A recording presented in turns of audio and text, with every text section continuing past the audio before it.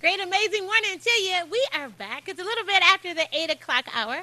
And for those of you who are just tuning in, you're officially tuning in to Coffee and Conversation with Collette. And I'm Collette. You all know I do my curtsy because that's just the respect that I give you. For those of you who've been with me at the top of the 7 o'clock hour, and we're continuing to the 8 o'clock hour, you've allowed me to engage in my political perspective as it pertains to Detroit politics, Michigan politics, the city of Highland Park politics. And now we're in a new space. It's the 8 o'clock hour, so we can talk about anything that you'd like to talk about. It's a Freestyle Friday. So we can talk about politics, we can talk about the Lions, we can talk about anything that you want to talk about because that's what we can talk about. I give you all the luxury of being able to share what's on your mind. If it's on your mind, it's on the line with Collette. The lines are lit. I'm going to go to you callers in 1 second. But I just wanted to bring up this article, which I thought was extremely interesting.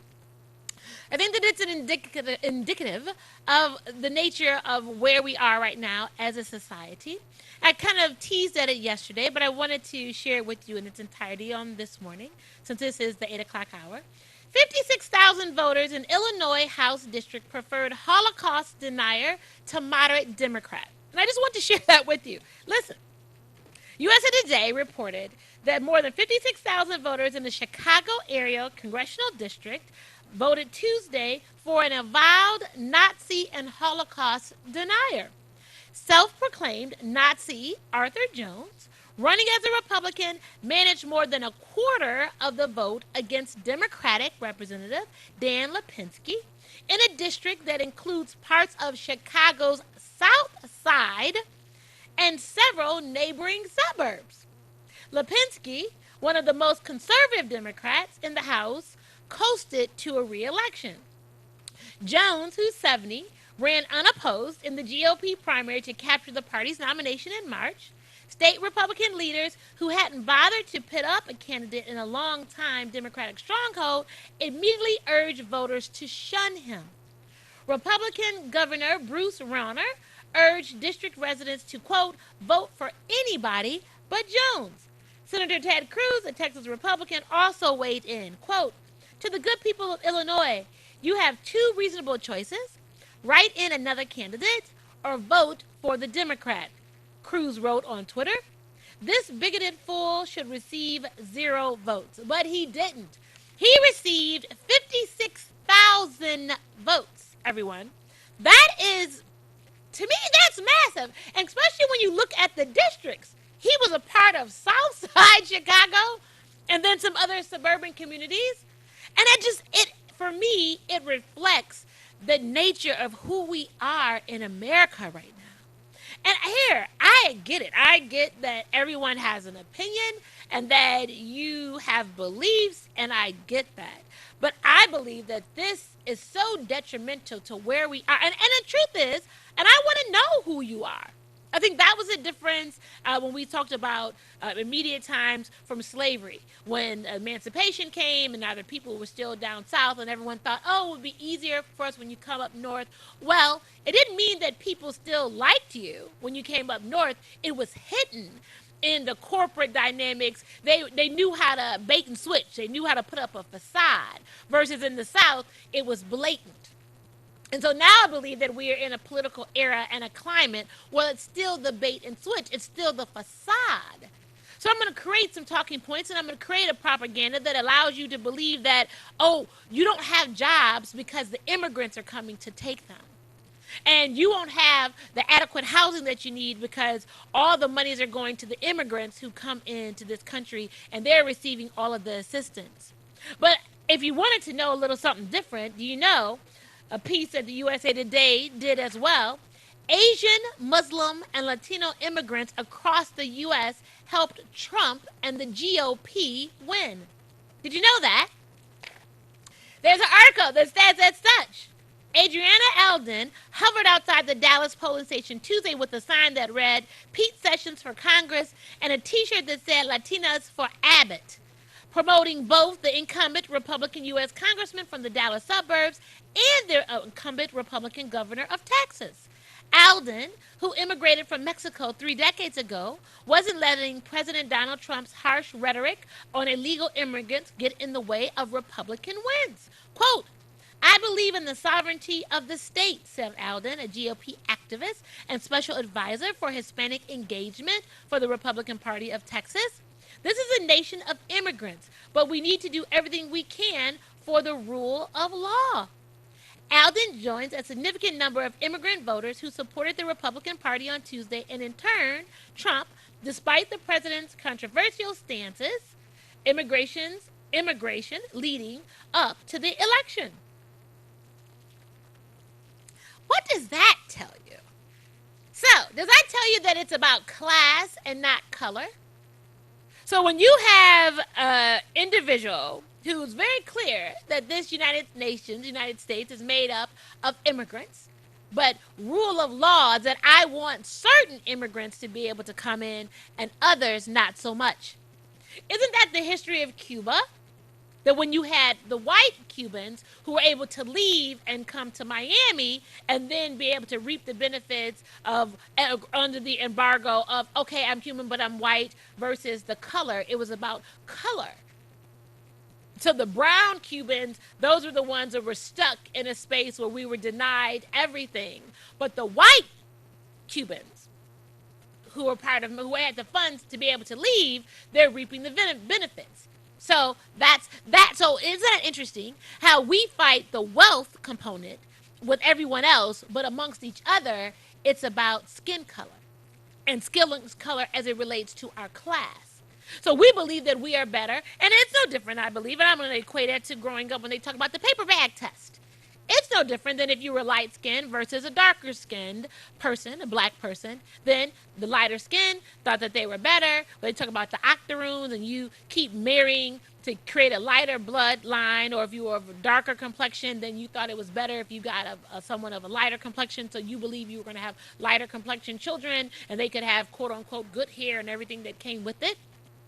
So it's so much stuff that we're battling amongst ourselves as people of color before we even get to anybody else, but we don't really want to have those conversations because I think that if we had those real conversations, then it would unite us more than divide us, but we don't want to live in our truths. So if we don't live in our truths, how can we expect anybody else to honor us in our truths?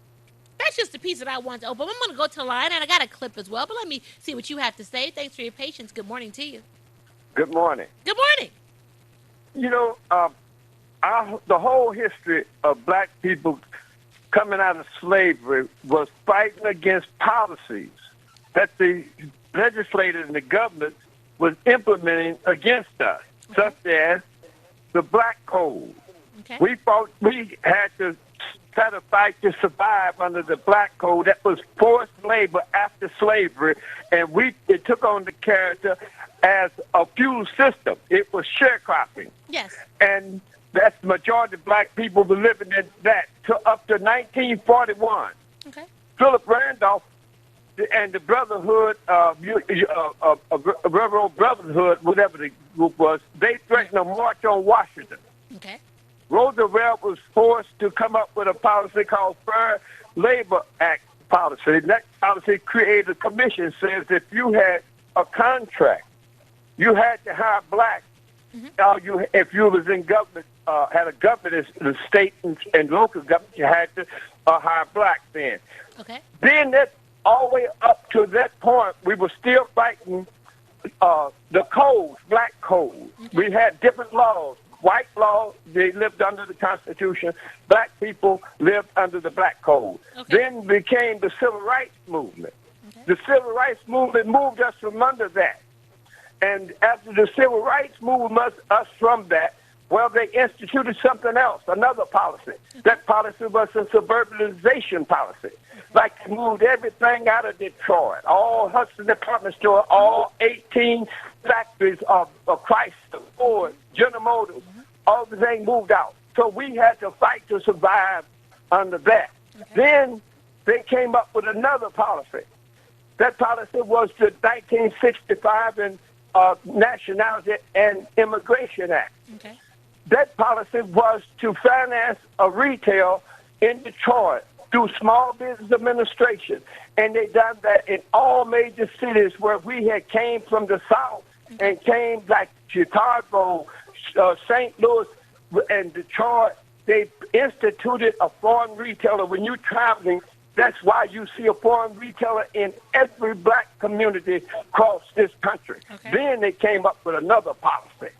Another policy was the forced consolidation policy, because they found out they built all those suburbs, and no suburbs independently could fix the infrastructure it had. Okay. So it had to take our infrastructure money and fix out there. So they used the black city council in Detroit, Philadelphia, all over, to collaborate with the state to take all our assets, like we in Detroit.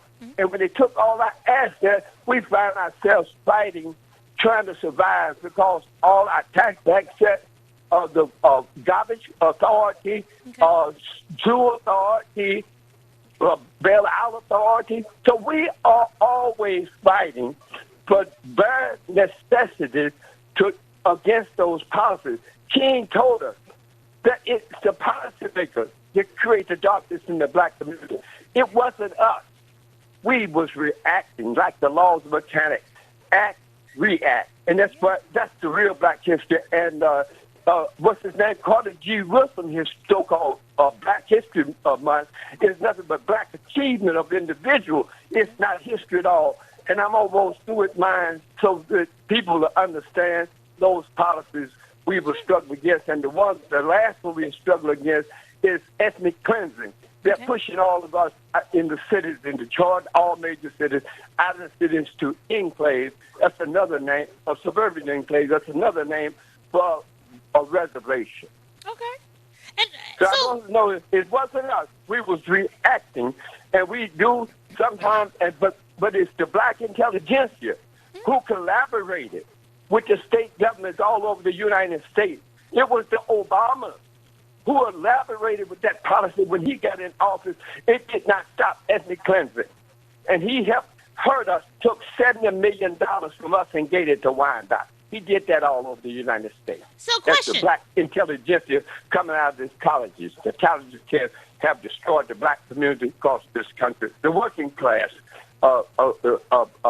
black community across this country. Okay. And Actually, actually, I just want to share that with you. No, and I the agree. audience. Stay there, Brother Tyrone, and I agree. I don't have a problem with that. I understand that. Absolutely. I would add a couple other caveats to that, but I'll keep it right where it is. So what is your thought about this midterm? So where do we go from here? The election cycle is over. What is your recommendations for what's next? As black people, what we have to do, since we have no representative, we don't have representative in no black official across America. We don't have none in city council. We have black officials, and those black officials they have a political career. They were looking out for their individual self. And when you are a political career, as a sales sign says, "Hey, corporation, I'm for sale." That means that we are dictated to by black oligarch in Detroit. We must build a mass movement, take this charter movement, build a mass movement so that we can build our own slate, we can represent our own self, and then we can move those people down there. Without that, we are through because they don't represent us. Nice. And I agree with that. But so why is it that you, why do you believe, if you do believe this, why do the working class folk consistently yield their power to the black intelligentsia? We didn't know no difference. When my sister went to Frankfort, Kentucky, and she came back in 1940s, late 40s, I heard my mother and daddy say, "We can't have no ignorant people representing us." And I heard Dr. Du Bois say, "A talented 10, that means the one coming back from college, was going to come back and rescue us." So we didn't know about classes. And here what we found out, and he found out before he died when he went to Africa. Throughout written history, those with higher education always service the power that is. They the ones that manage the slave society. They the one managed the feudal society and the slave society in America. They are the ones who managed the capitalist society, like Obama and Clinton came out of colleges for be poor and went to Washington. Obama wasn't there to represent us. He was there to represent capital because he was a black intelligentsia. And 99% of the intelligentsia is the Obama type. They're not the King type.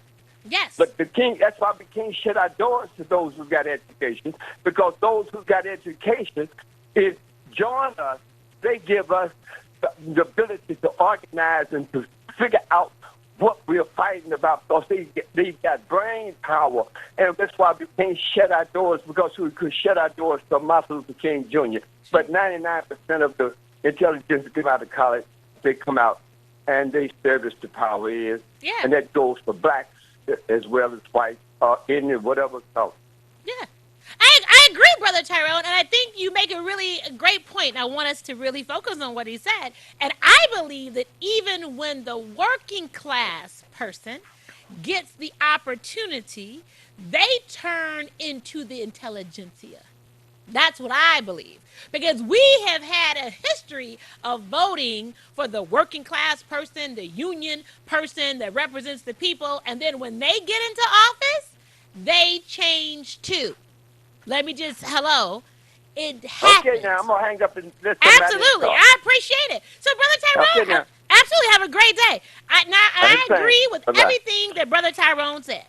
And I know that you all might find that shocking, but I agree with everything that he said. At the end of the day, absolutely, it is about class, everyone. So when color is beneficial, that's when it is used. But the truth of all of it is class. And once people believe that they have arrived, they've got either you were already bred in that. I believe President Obama is just a nuance in and of himself. So he is biracial. However, he was not shunned from his Caucasian side because his father was coming, being Ghanaian, with some wealth behind him. And so his mother's side didn't shun him. And so I believe he was taught of always how to walk the line, how to live and reap the benefits of both of those places. And of course, what privilege got him on certain sides and inclusion got him on the other side. Absolutely. Absolutely. And shame on us if we don't understand that. I believe that our problem is that when we find someone who looks like us that we then believe is going to identify and best represent us, the truth is that wasn't going to happen for him as a president because he was a president of the people. So shame on us then that we didn't create a platform to be able to submit that said this is what we expect as black folk in America or as whatever the group is. But absolutely, I believe that class, again, it's about class. It's not about color. It's class. And they use color as a division because they know that if you ever realize that if all the poor people got together, black, white, yellow, green, if you all were poor and you got together, you'd have power. But see, I can keep you believing that you could be white, but you're still better than a black person. I showed you all that clip on 60 Minutes when they interviewed the Caucasian couple that was up in Appalachia, and the reason why he had health care to cover the cost of the $6,000 a month of medicines that he needed was because of the Affordable Health Care Act under President Obama. And so when they identified that, you know what, could that be cut because you voted for Donald Trump? And they said, not a problem. If I could do it again, I'd still do it again. And so that meant that that man would rather die. And it was okay because Donald Trump was going to save them. And then when they asked the woman at the end, well, what's the problem? She said, well, if I'm not better than an N-word, who am I better than? Y'all remember she said that? And so that's how we're manipulated and controlled. But we don't want to have those real conversations. Let me go to the line. What do you have to share with us? Good morning to you. Caller, you there? Collette, how are you? Amazing. How are you? Okay. Good. Yeah, I love my brothers, all of them. Okay. You got any turn on. But how long did you think it would take to amass enough people to do the things that Tyrone talked about doing. See, the problem with black folks is they don't know they. Soon as slavery ended, white people organized a union that said, this is the deal they made with Noah after the Civil War was over, that you give us all military jobs. All jobs in the United States belong to us. And they formed a union. Yeah. And the deal was, and we keep this in effect for 100 years. Slavery ended in 1865, and wasn't no brothers get no job that you can brag about until 1965. That's 100 years. That stayed in place. Yeah. All they did was form a union. Yeah. Nice. If you can get 100,000 people to pay $7 a month for 1 year, you're talking millions. Yeah. And everybody starts saying something stupid like, who's going to lead it? That's the stupidest question in the world. Who led the voting? Nice. Who led the voting for this midterm? Nobody. Right. Everybody went out and voted, and the result was for the governor we got. Ain't no boss when you come to voting. Nice. If we saved our money for 1 year and we said we're going to open up a supermarket on the east side of the city of Detroit, that's what we're going to do the first year. Next year, we open up groceries and gas stations on every side of the city of Detroit. The next time we're going to open up libraries and whatever. Yeah. We can do this on our own. We ain't got to go through no voting. We ain't got to wait on Jesus Christ. We ain't got to get no job with them. Nice. We ain't got to kiss their butt, period. Y'all, everybody, when I call in on this show, you're constantly talking about voting. Folks, you don't get who you want. Then you got to wait another 4 years. Hell, us will be dead by that time. Nice. Nice. We need to form this union, and we ought to know that's what you need to do because that is the first thing Steiner did when he got in office. He killed off the union, which is right to vote crap. He had to get rid of the union. Why? Because there was a group of people who spoke with one voice. When you got a million people saying, "Oh no, we ain't building no mountain," there ain't no mountain gonna be built there. Right. Nice. So this is what we need to do. We need to do the same thing that the Jews are doing, the Arabs are doing, the Mexicans are doing. They already did it. Yeah. So when you hear somebody say, "Oh, it ain't gonna work," how you know it ain't gonna work? It's working for them. The Indians done did it. Nice. Nice.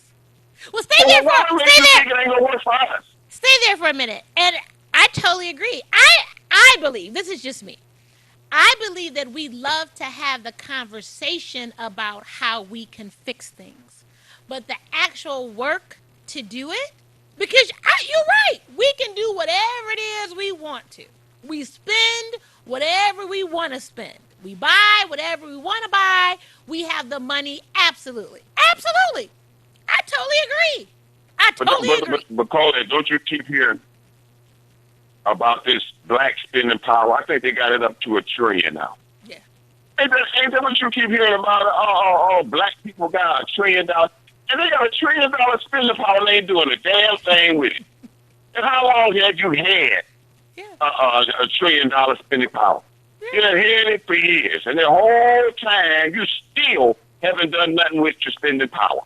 Yes. Now, the thing I'm talking about ain't about no racism. This ain't about hating nobody. Right. But these people has cut us out and cut us off. How come people can't see that? It sickens me to walk out this door, and every time I need something, I got to go to a grocery store, a gas station, or a party store. Where are black party stores again? I think we should have just as many as they got. Yeah. How come we ain't got them? Yeah. Yeah. And these people keep talking about marching and blocking off the freeway. I ain't marching nowhere and blocking off no freeway. Getting hit by no water hole, dog shit on me and locked up in jail. That's stupid. We done that. Right. And what's the result of it? Where are we at now? Because we done it before. Where are we at now? The same place we were before we did the march and blocked off the freeway. We're the same spot. Right.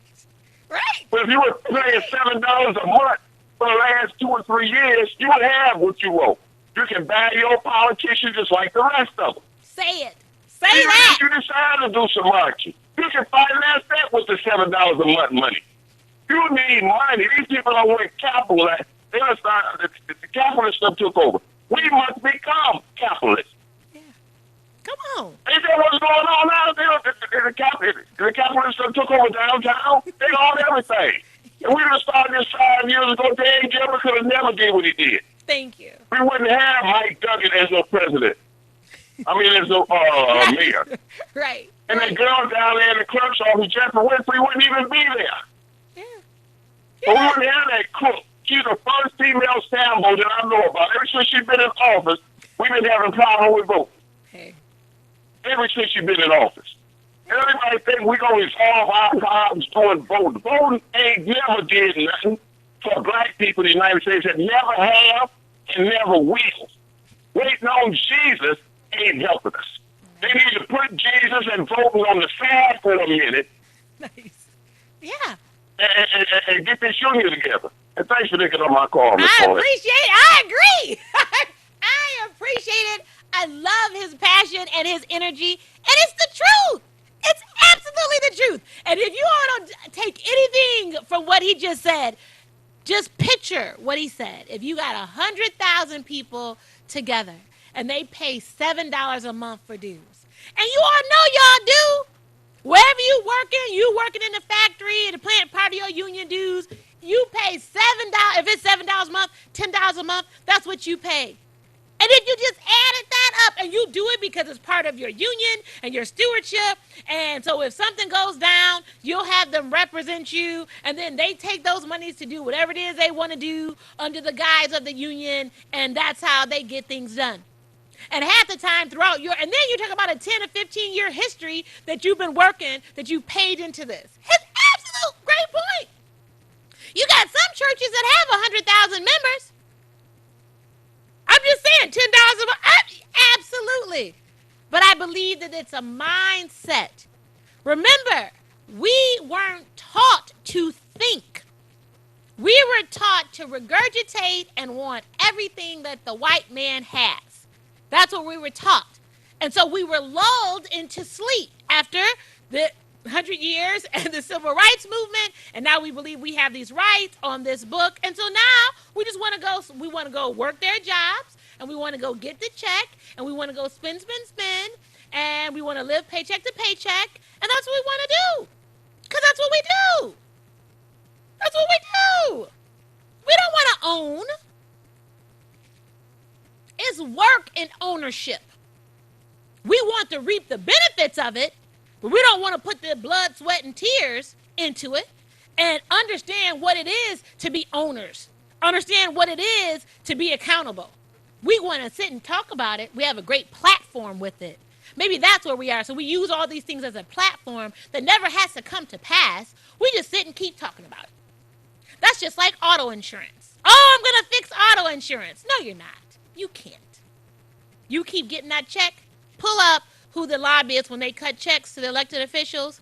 You might not see the Allstate or the State Farm, but go find out who the lobbyists represent and you'll see who's getting checks. But for you, it sounds good. So we talk about trying to change things, but we really don't want to change them. Because there's some ownership that comes with that. And the truth is, we have a mentality that we're still slaves. And I know that you all didn't like it. That brings us back to the Kanye West conversation about we still act like slaves, because we do. Y'all didn't like it, but we do. We don't want to live free. We don't understand that notion. Great point. I love that. Thanks for your patience. Good morning to you. Good morning. Good morning. As I'm listening, and and I understand much more. I have a respect for the brilliance of the people that started this America, not the other that started America. So I'm understanding more about the design, about how to do things. You know, I'm 73 years old. Okay. And the desires to work and whatnot have removed now. Okay. I'm looking at this and I'm saying, you know what? I don't want to do that. Okay. I've done some of these things. I don't want to do that. But to organize, to understand to organize. When I see Tyrone and others say, you know, get the union together. You know, I belong to a union. I got that. Yeah. I got on the train. Okay. As you said earlier. Yeah. started looking at changing this. That didn't work. Get on the train and start shoving up the stuff here to have your own sustainability. Yeah. Because this game that we're playing, this bringing to the people that you can accomplish it, but can you sustain it? Yeah. Can you keep it? Right. And how does it take for you to keep it? Have you organized? If you want to start a movement and you want to organize and get them on, how do you keep them going on the same page continuously? Yeah. That is in my 70 years, that is a futile desire. Okay. And the people that's done it, I have to take my hat off to them and keep doing it. Okay. When you look at people that have elected Gretchen Whitmer, Mm-hmm. there isn't any more money to do the things that she wants to do.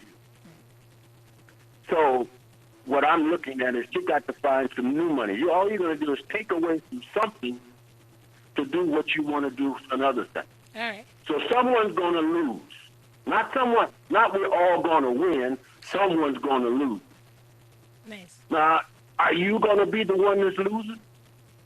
Are you going to get on the train? Can you stand pat in this game and just dodge? I mean, that's all speculation going in the future. You're not promised tomorrow. Right. Right. If you look at yesterday and understand how it was done, usually it's done almost a similar thing. You know, my father would say, Lincoln freed the slaves and Ford hired them. Right. And I couldn't understand it until I said, he presented a better opportunity for slaves, but actually it was still slavery. Yeah. He just gave you a job and paid you more. Yeah. What you did with it after you got it. Yeah. And how does it took work. Yeah. It still took work. Yeah. Some wanted to work and some didn't want to work. You keep saying it all the time. You know? Yeah. I got on the train. Right. I said, I'm going to keep working. Right. I ain't going to worry about what I need right now. I'm going to get what I need, then I'll have what I want. Okay. I'm going to stay on this train. I'm not going to worry about this guy getting more than me. I'm going to take what I got and I'm going to make it work for me. Right. Right. When I look at people that are going, you're going to get in the office, if you didn't bring anything to the office to share with someone else, you ain't going to do anything. Right. I accept it. The only reason I accept it because, see, when you take on that type of job, it is a commitment.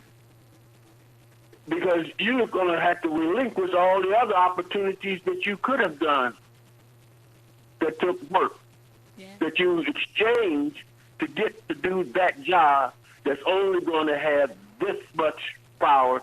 And when you get in that room, says, you can't do anything else unless you have already brought people to help you do it, and you don't have them. And normally, that's always the case. That's right. I totally understand a job. I get it. You need a job. You be able to pay your bills while you're working towards something else. And that takes sacrifice. It is not easy, absolutely. And the majority of us, to your point, need support. But we don't have the support that either we thought we had or we should have had when we start off the business venture.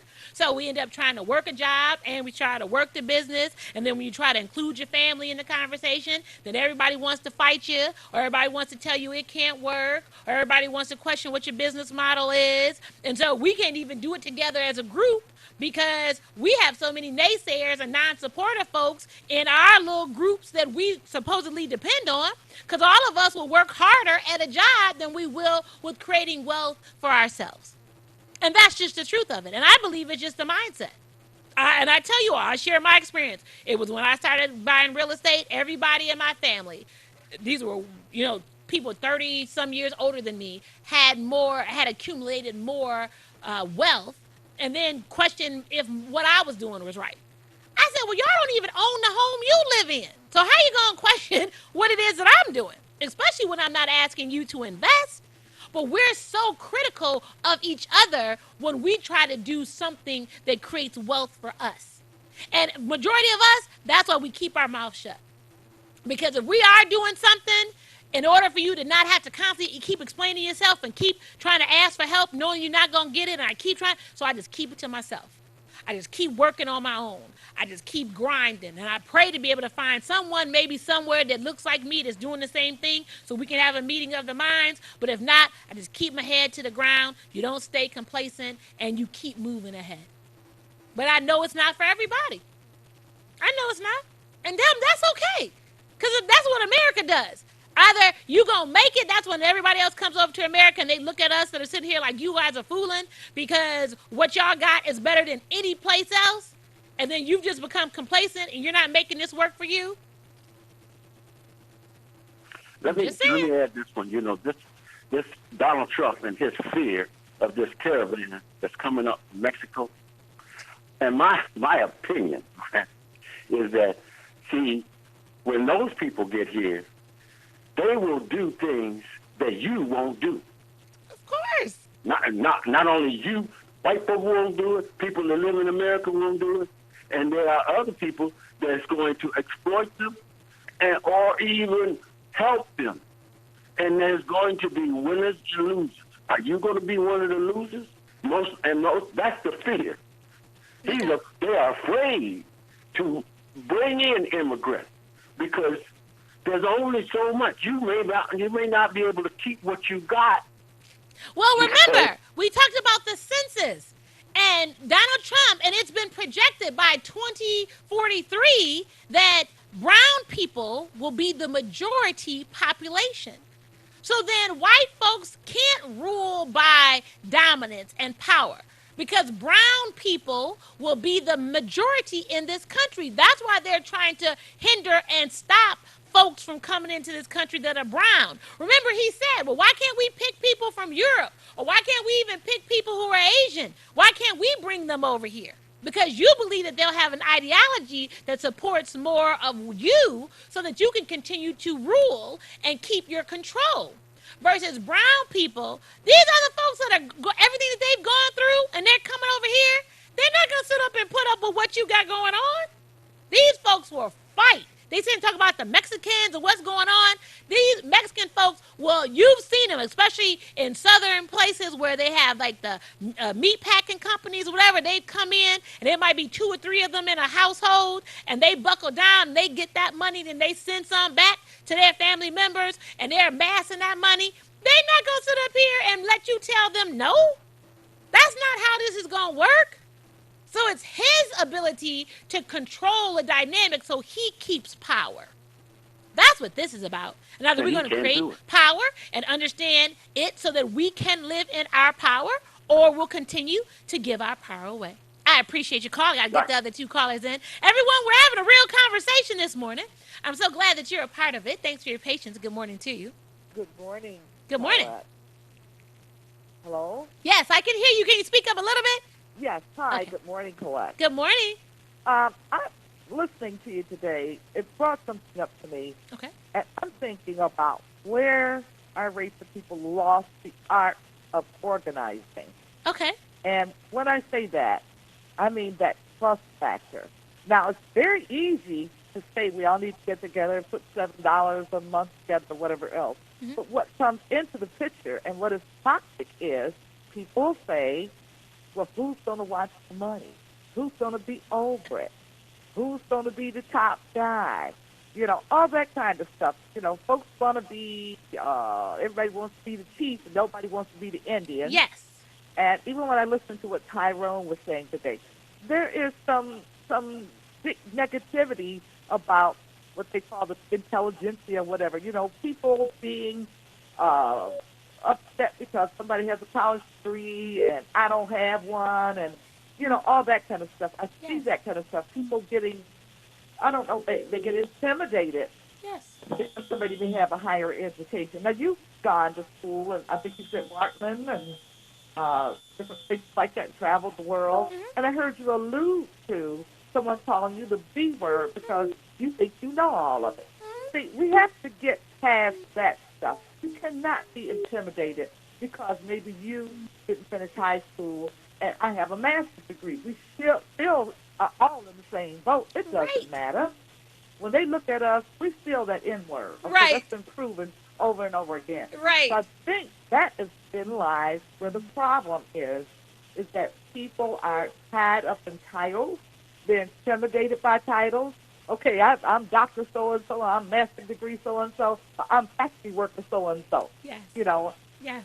that's what really is stopping momentum with us. And I think other Yes. races and cultures are beyond that, and they can overlook that kind of stuff. Yes. Because they realize that they're all they got. So guess what? So if you're a doctor, lawyer, and I'm a worker, but together we're all working together, so it moves our agenda forward. And your title is what it is. It's no different than in Django. Y'all watching Django, and you remember Samuel Jackson's character, and Yes. when Jamie Foxx was coming up on the horse, and he Uh-huh. was like, "Boss, look at that Negro on the horse. How he Yeah. riding the horse?" And Right.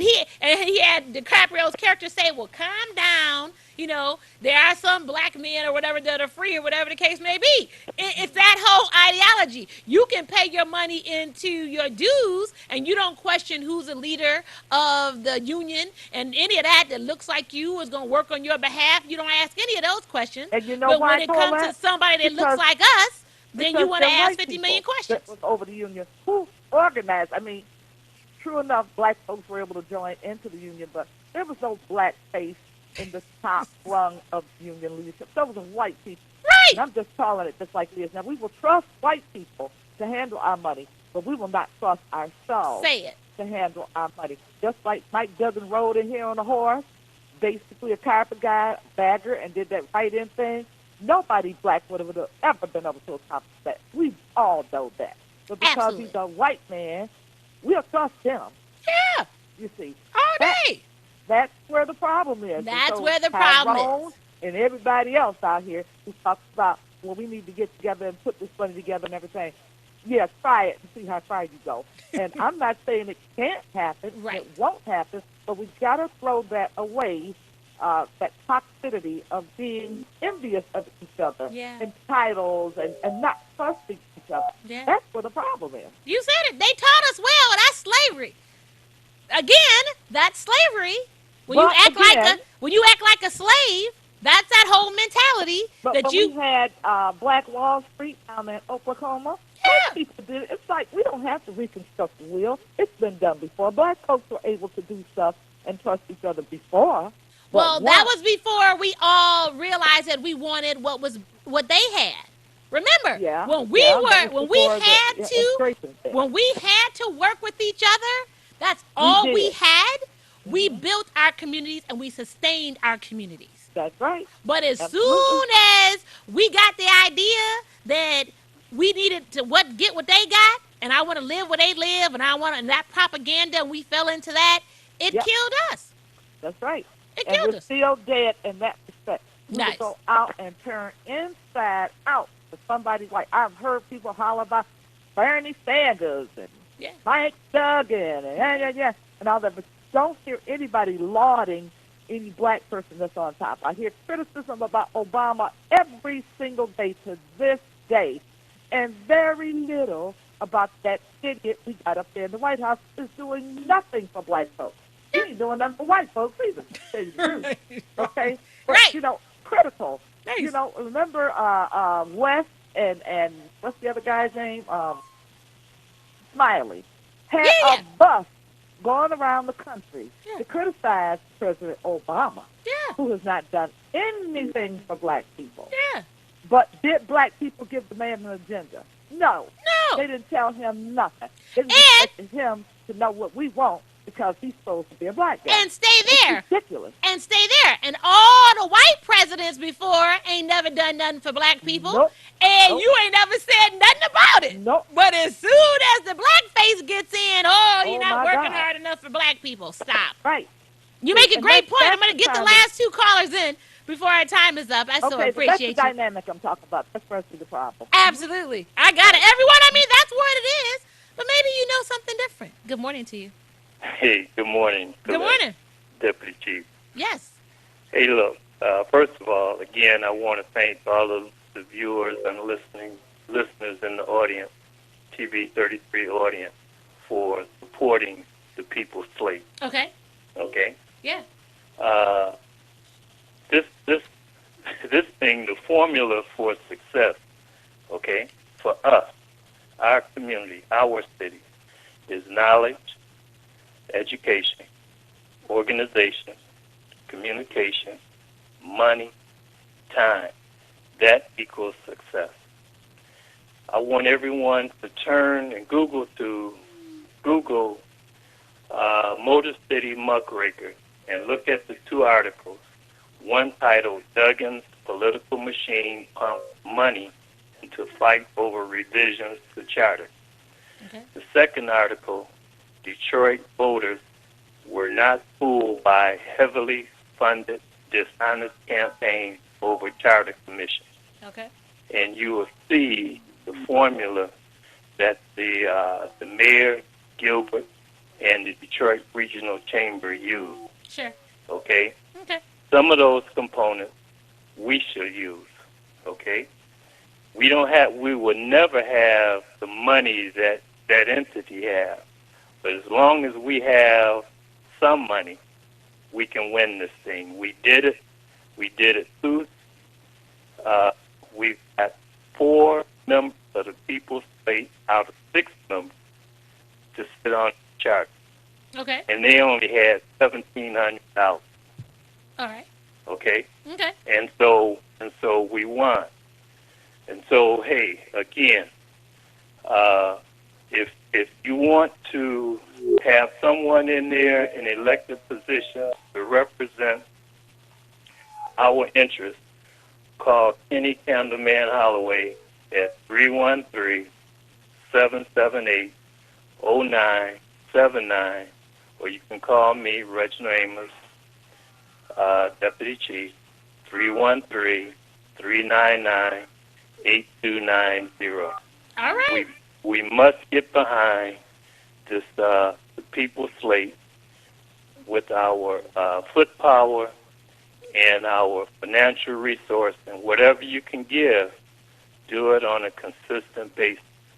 All And right, Deputy we Chief. can get in at 2020. We can get our people in. All right. I appreciate your call. Yep. I got one other caller. Thanks for your patience. Good morning to you. Good morning, my wise and progressive friend. Good morning. Listen, have you ever heard of the animal farm syndrome? No, George Orwell's Animal Farm. The syndrome is we overthrow the people and become just like the people we overthrow. That is very much what goes on in Detroit and in this city. The animal farm syndrome. I'm 75 years old, Okay. and the other issue that bothers me is who is going to control the money that we collect. Yeah. The lady before, Deputy Chief, said it very well. Who can you trust to not spend the money? I was with Keep the Vote No Takeover. I was with Call Them Out. Okay. We collected money. The one that collected the money ran off with the money. I've seen that over and over in my 75 years of working here. So just tell me and make sure that my money will be spent for what it's spent for, and I will donate. Have a blessed day. Oh, have a blessed one. Oh, I think that was it. I don't think that there isn't anything else that I have to say. That was perfect. And you know what? You're going to make me pick up Animal Farm. That's going to be my reading. You all know I got about 4 books that I'm reading right now, but that's going to be my reading this weekend. Oh, the Animal Farm Syndrome. So we're going to plan a takeover, and then we're going to turn into the people we have taken over. Is that where we are? Oh, you guys, you got a lot to think about on this week. Our time is up. I so appreciate the conversations that we've had for the last 2 hours. We are really getting at the heart of the issues. And the truth is, as we've always said on this show, we just use them. We use majorative talk as a conversational starter, but it all falls back to us. Who we are, who we believe ourselves to be, if we even trust each other, how we look at each other, and then how do we work with each other? If we're even taught that we can work with each other, if we even believe that we can work with each other. And if we say, who's going to keep the money? If we can get us to give the money, who's going to control the money? And then those of us who then get the money run off. Like you, and for street vernacular, they say run off on the plug. So you're just going to run off and then leave the group hanging? Is that where we are? That's what we've gotten to on today. So we can't do anything because we don't trust each other, because we don't believe, we weren't taught to trust each other, because we want to be like everybody else. And we turn exactly into the people that we claim to overthrow. Love it, everyone. Our time is up. It's been an amazing Friday. I've had a phenomenal week with you. I pray that you've been educated, lightened, and empowered. I pray that you're thinking a little more so, just a little more critical, analyzing things, listening more, and realize that at the end of the day, the conversations that we have are going to make us better, individually as well as collectively, because then we're going to hold each other accountable for who we say we're to be. And at the end of the day, you am I, and I am you, and it is us. It's we are who we are to each other. And so that is all that we have when we're out in this world maneuvering. So until we can deal with those insecurities about what someone knows, what they don't know, but realize that if they know something that's beneficial, it's for the betterment of all of us. But that's that slave mentality that we have to get away from, everybody. So it's one thing to try to be who oppresses you, but you got to realize why you choose to do that. And at the end of the day, what it all looks like. So think about that this weekend. Think about it. Read. Think and Grow Rich. I'm excited. I'm always encouraged. And we will be better because that's who we are. Until next week, I look forward to seeing you. We'll have a lot more to talk about. Make today amazing and make your moments matter. See you then.